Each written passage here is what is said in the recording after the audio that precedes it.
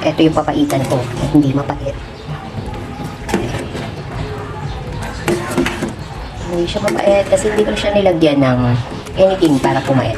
Para lang siyang soup. Pero kung gusto mong paitan, pwede mo naman siyang lagyan ng kalamansi. Pag sinama mo yung kalamansi, isama mo pati yung ano niya, yung balat tsaka buto ng kalamansi. Ayan, papait siya doon.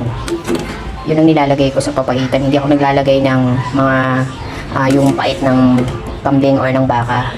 Ang nilalagay ko lang is kalamansi, yung ano niya, yung balat ng kalamansi, yung pinagpigaan ng kalamansi. Ayun, yun ang ilagay mo, papaitin siya. Or yung ano, yung abdo ng bangus. Pero since wala akong abdo ng bangus, and ayaw ng mga anak ko ng mapait. Ayan.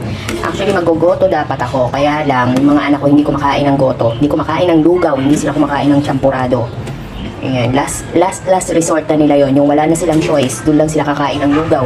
Doon lang sila kakain ng champurado. Kaya ito yung naisipan kong gawin dito sa dito sa tribe. Ayan. Dito sa tuwalya ng baka.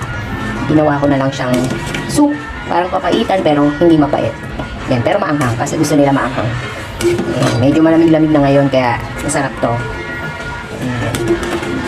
Ayan, pinalambot ko na to kahapon pa para today, igisa na lang and then pwede nang kainin. Ayan. Ilalakad ko dito sa ibang kasi pupukas mo sa lugar.